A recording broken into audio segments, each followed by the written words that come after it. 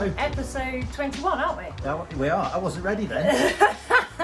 So we're doing a bit of a special, hence why it's on a different day.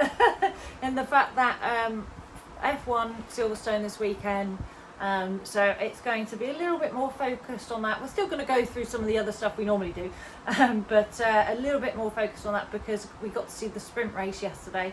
So we wanted to see the qualifying, kind of the Thursday, Friday, Saturday format, and then post this out and see people's thoughts really on, did you enjoy it? Did you think it worked? How did it impact today? Because by the time you get to see this, you may have seen the actual race, or by the time you've heard it as well. So yeah, just let us know your thoughts. What did you think Of the sprint race? Yeah. I thought it was good. I have to admit, I was sceptical. Yeah. Because I thought, are they going to bother trying? So if you've got a good qualifying on the Friday, you want to just hold your position. You don't want to take any chances. Yeah. But it actually didn't work out like that at all, did Absolutely. it? Well, I think just all went for it, really. we're racing drivers, and we know racing driver mentality. And I think as much as the teams will say things, I think the two teams that are going to be a bit more careful are going to be Mercedes and Red Bull, right? But yes.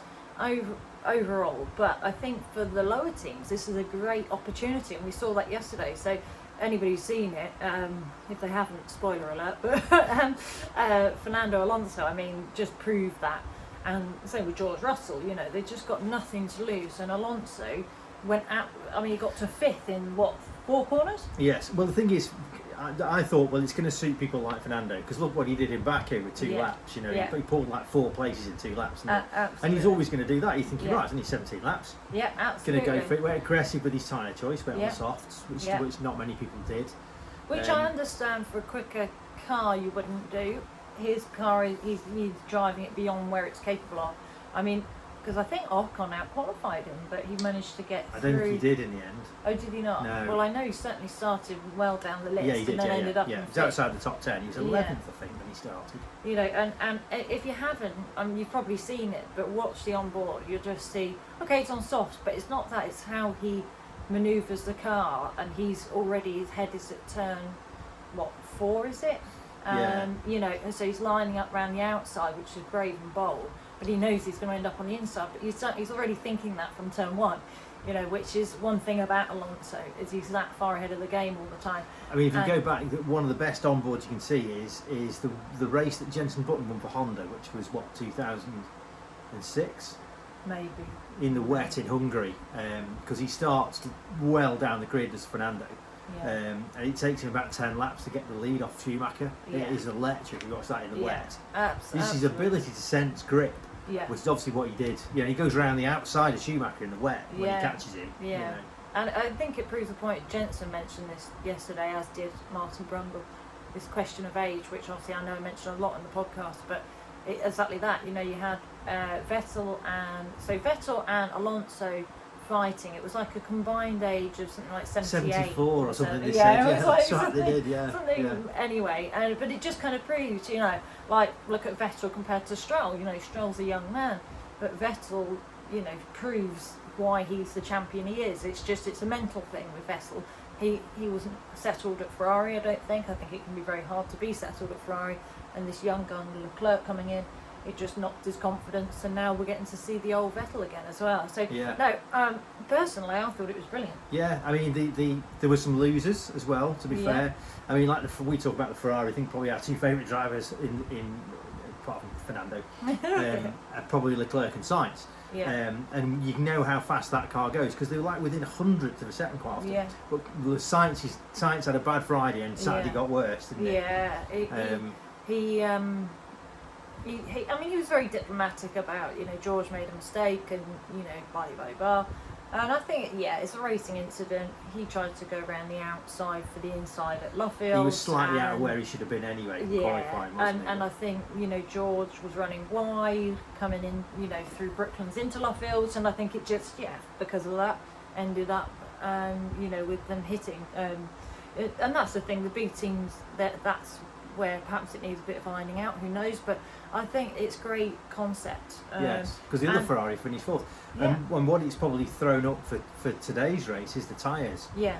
Because it's ferociously hot, and it's even hotter today. Yeah. And the Merc and the Red Bull, after 8-9 laps, their front tyres were blistered. Absolutely. But interestingly, Leclerc, he was hanging on to Bottas in fourth. His were fine. Yeah, exactly. Okay. So make it. I mean, I've sort of read a lot of people's comments. People have kindly sent me messages about it. You know, their thoughts of the sprint race. There's a real divide. You know, there's people that absolutely love it. There seems to be a lot of traditional F1 fans that don't. Yeah. And I understand. I was a bit cynical, I have to say. Yeah, but I I've understand. changed my mind. But also the viewing numbers have declined over the years. What we really need, and this is hopefully what will happen next year, is more power than grip, and let's hope next year's car achieves that. Yeah, because it's like a big Indy car, isn't it? From what we've seen. Exactly, and that's what Indy cars are, Yeah. and they can follow closely. If you look at the rear wing, it's purposely tapered right up at the back to stop the airflow hitting the next car behind, all that kind of stuff. So I think, you know, hopefully next year we can have traditional races, no DRS, and have more what it used to be old school racing really. But I do think in the meantime it is certainly worth trying different things out and seeing what works and what doesn't. And I get everybody's, you know, opinions. There's a real divide, and I do understand why people don't like the idea of change, or you know, the idea of, it's all a bit pointless, you know, have qualifying in the main race. I get it, but I have to admit I enjoyed every lap of that 17 lap race. Plus, you know, Friday evening at 6 o'clock you've got a qualifying session, which I quite enjoyed that, you know. It almost to me felt like there was more, you know, when you watch Sky F1 there's a lot of padding out.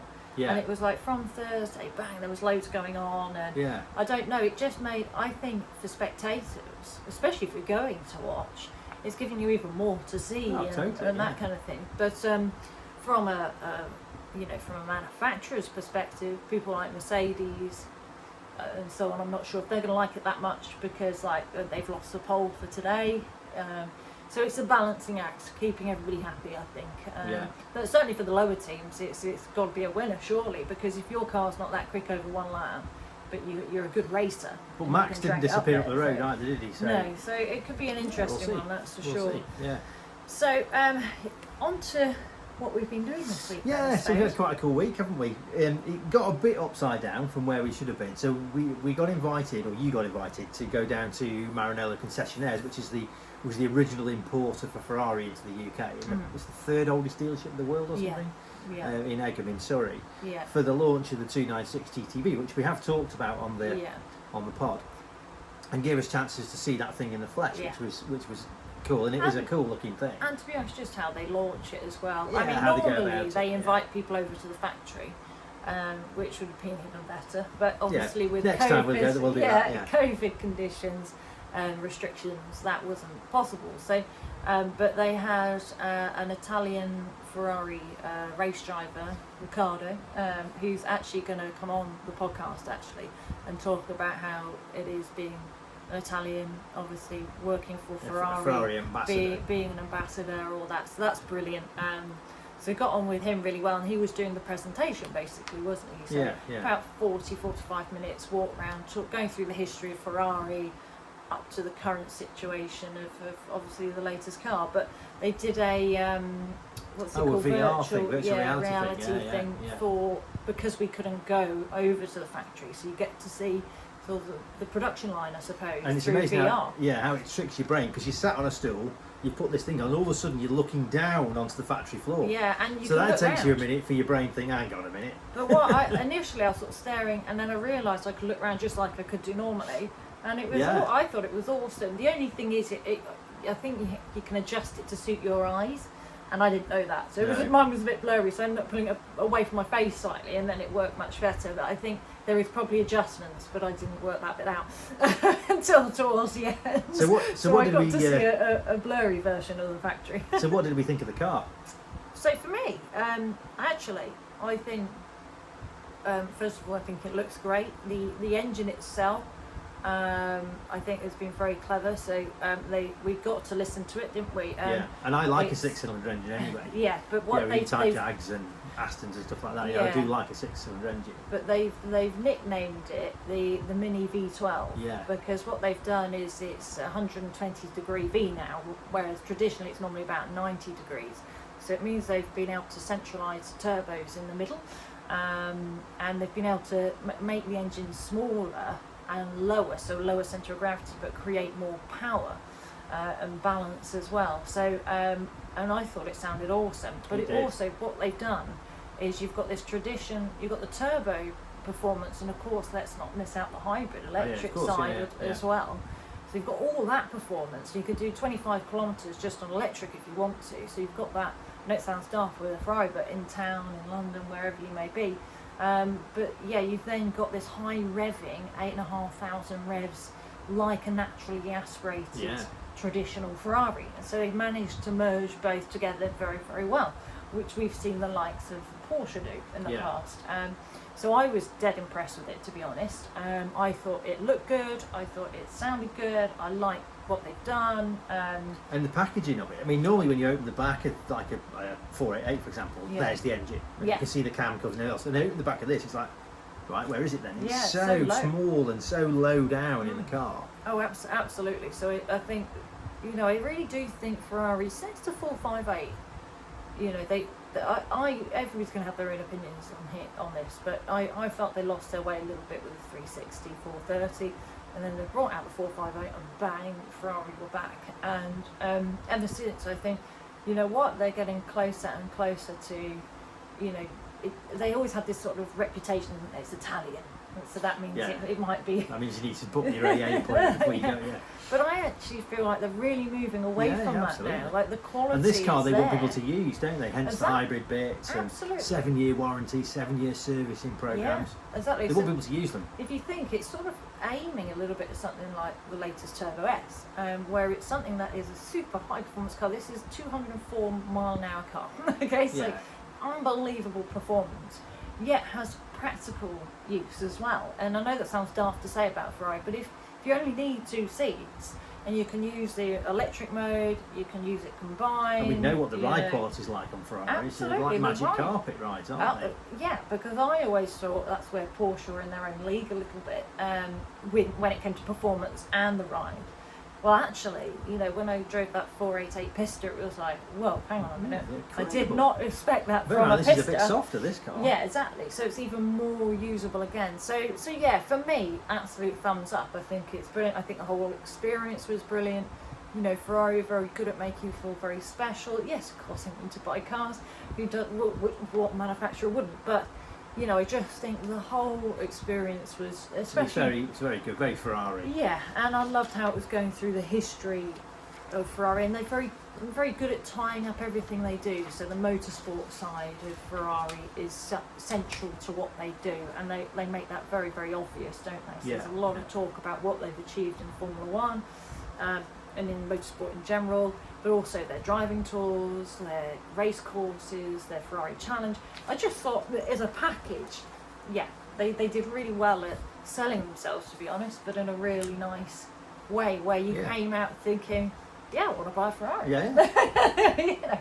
And obviously that's what, I can't, but but want to. So anyway, so driving then, Rich. So last week we were a bit roady. So this week we thought we'd be a bit more tracky focused.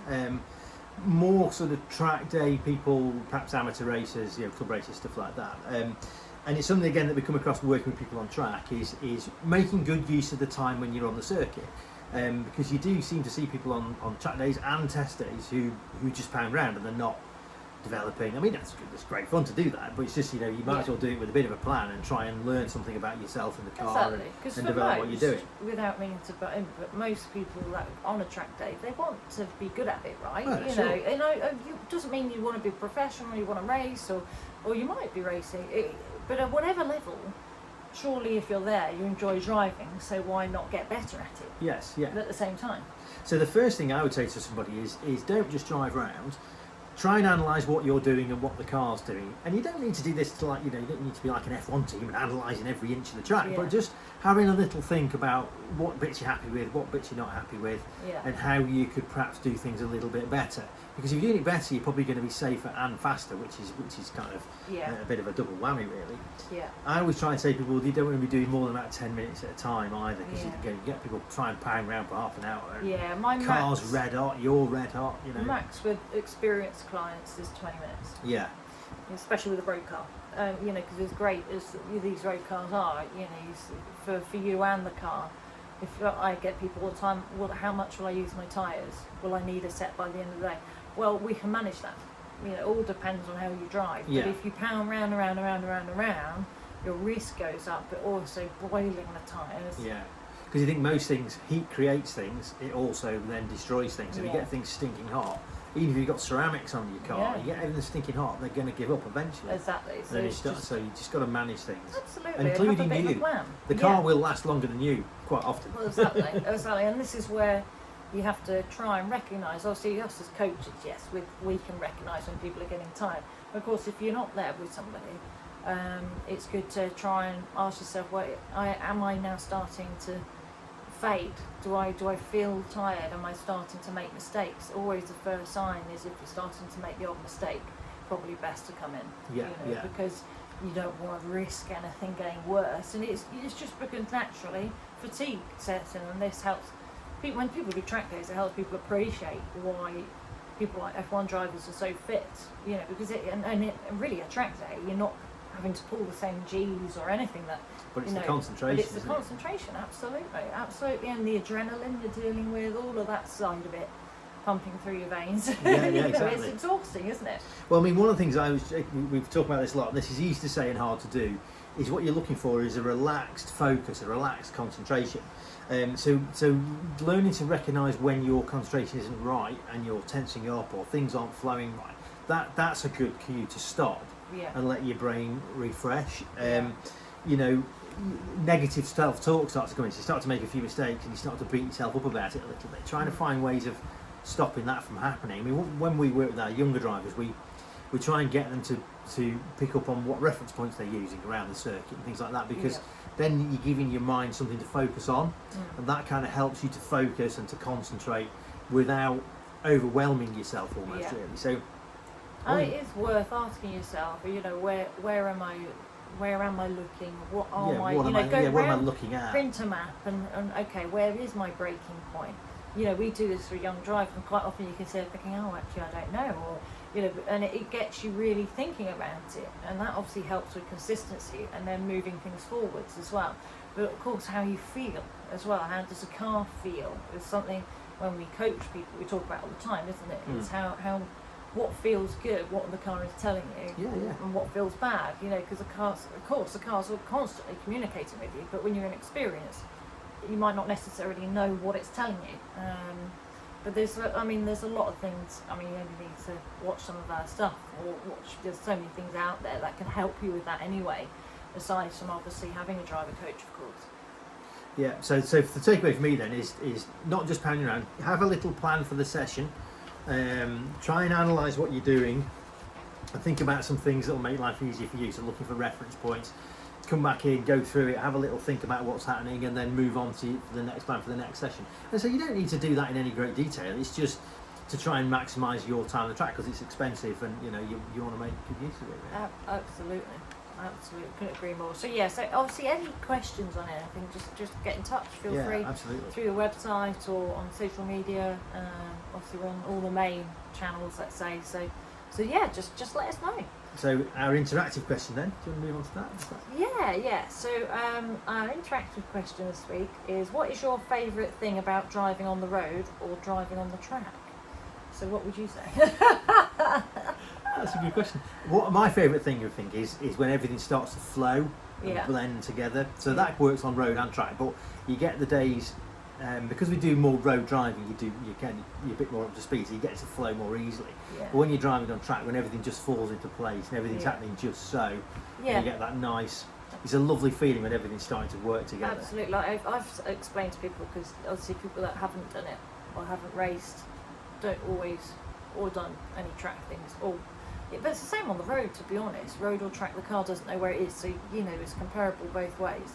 But for me, on track especially, when you are going incredibly fast, things feel slowed down, and things feel oddly very therapeutic. Absolutely. And you can feel like in this complete different state, mind state, where you you're don't in a flat out for that different, it's just different place. So I love it when you are at pace, because people probably think it's frantic and full on, and I don't think when you drive at your absolute best, even though, yes, it is incredibly fast, and in some respects it is frantic, in your own mind it doesn't feel like that. No. And for me, that's probably the best feeling in the world, is like you're in control of something, but it's almost gone beyond that state, where everything's happening subconsciously, and it's just in this great rhythm, and you're just driving, you know, and there's nothing else to think about, and it feels absolutely amazing. And I think for anybody, that's when they're driving at their absolute best. And the same on the road, okay, without the pace, but you know, it should feel, you know, lovely, flowing, therapeutic. Without the speed, without the franticness. And you know you're timing things right. You know, that nothing catches you out, and you know when you like park a car or something, and your timing's just right so that you go fast. All the little things like that all start to slot into place, and you know that you're driving nicely. Absolutely. So I think for both of us, we've got the same answer there. But let us know what you think. You know, because it might be something totally different. It might be, well, I enjoy, you know, trying to do heel and toe or left foot brake or whatever it might be. Feel free to get in touch. We always love to see your answers. It's always nice just hearing from obviously the viewers and listeners and that kind of thing. But also, as we said at the start, with the sprint format, would love to know, I've already had quite a few people get in touch, but would love to know your thoughts on, do you like it? Do you think they should scrap it? If so, why? You know, because just it was something we will talk about for our next podcast. So obviously today is the main Grand Prix.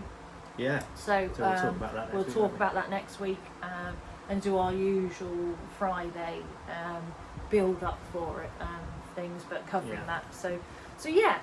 So looking forward to see what happens this afternoon then. Absolutely. Especially like you say, when I noticed Max Verstappen walk over to Lewis's car, and obviously they both have the same problem with the left front, didn't they? Yeah. Burning up big time. And like you say, the Leclerc didn't. No. Yeah, it'd be interesting to see. They're allowed to adjust the front wing, aren't they? And they're not allowed to adjust, I think it's tyre pressures, isn't it? But they're not allowed Pirelli to change. Are quite strict on how they do that. So there is a couple of adjustments they're allowed to make, but it's very minor. Now, I've already had a couple of people say, well, I think they should be allowed to make big adjustments before the main race. I get it, but actually I kind of like that you're kind of stuck with, you have to make these decisions early on. Yeah, totally, Because I just think that planning, it separates who's really good at it and who isn't. And they'll learn, they'll get better at it. Absolutely. So yeah, so I hope everybody enjoys the race. We've got lots of special guests. I know we keep saying this, but coming up. At the moment, we've got several podcasts out anyway with guests on it, haven't we? From Perry McCarthy, to Simon Reynolds, fitness, cyclists, people like that. Yeah, all sorts of. But we've got quite a few coming up of a real mix. So it's getting them booked in, isn't it? Everybody's flat out because. Now we're all free again. And us as well, really. So we're going to have really quite an exciting mix of old legends to young guns to team owners to engineers. So really across the board to try and give people an insight of the entire sport, not just the racing driver themselves, even though I'm sure that's probably what most people are fascinated by. But we want to show you each element of the sport, because obviously it is a team effort, isn't it? And there is a huge amount of people in the background that have fascinating roles within the team. So we want to try and get that to light, I suppose. Certainly if you like it and you enjoy this kind of thing, then like and subscribe, and then obviously you'll get an update each time as well. I hope you enjoy the race today. Any questions, please get in touch. Thanks, guys. See you next week. Bye.